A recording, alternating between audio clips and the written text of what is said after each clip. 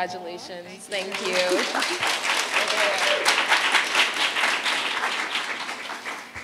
Okay, wow. Thank you. Thank you so much. So earlier, Daniel's speech is a complete game changer because it's the complete antithesis of my first paragraph here. Let me just read it out loud. Standing here in this podium is something I never would have imagined because I apologize if I disappoint anyone here, but I never really associate myself as a writer. And that it feels like the only thing I've ever written is like code and, Instagram food captions. That counts. So I want to tell you about the story of how I got this job, my current job right now. So I moved to New York in 2014. I did grad school for 2 years, and in 2016, I saw a job opening for a graphics editor at the New York Times. And without knowing what it actually meant and the pressure / the commitment, the competition that comes with it, I just blindly applied. So aside from the 4-hour interview and like 8 people later, there were 2 interview questions that really resonates with me until now. At the time, my soon-to-be boss asked me, so do you have any journalism background? And then my immediate answer to that was like, no, but I do have some food blogging experience. And, like writing about like ramen broths count as journalism. So he laughed, I laughed, and I thought that was just like an icebreaker. So, and then another boss came in, and then his question was like, where do you see journalism in the next 5 years? And then I was like, okay. See, that one was scary. Like, did he ask this knowing that I have no journalism background? Because I just felt like unconfident. I felt so small. I felt unprepared for that question.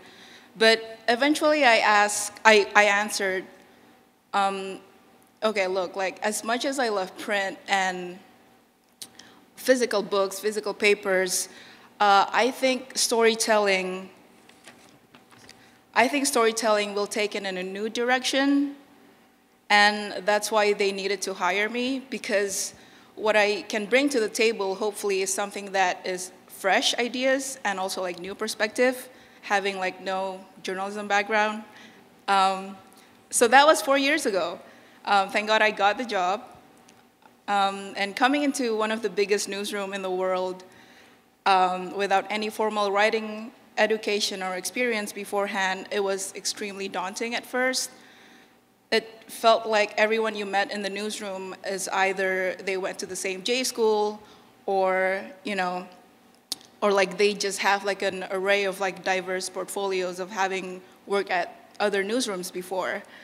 So there's a sense of like, I just don't feel like I belong here, and I struggled with it for quite some time. So what I did was that I spent a good chunk of my first year just like observing how the newsroom works, and just like what being a graphic editor means.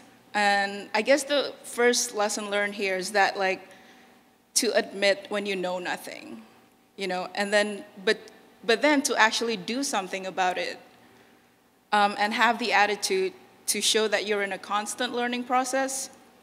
So in my first week, I learned that everyone in the newsroom has the word editor in their title.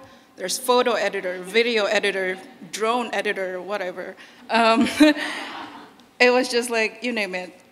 So as time goes by, I was forced in this situation where I have to like work and collaborate with like multiple desks from food, travel, style, national, even like election stuff. You just won't believe how much effort goes to producing one single interactive. So the more I collaborate with those desks, I came to a realization that storytelling takes in so many different forms. Some does it through writing, obviously, through podcasting, through video making. But for me, the kind of visual storytelling that I do is by combining all these elements, text, photo, video, audio, whatever multimedia, with the proper amount of interaction and aesthetics, and then embody them in like a big coherent package. By giving these stories form, I try to elevate them past the written word and transform them into experiences. So my projects have told the stories of like college students navigating the gray zone of sexual consent in campus. I've worked a couple times with Jessica Bennett, our gender editor, on projects like This Is 18, which we showcase the life of like 18-year-old students, 18-year-old girls from all around the world.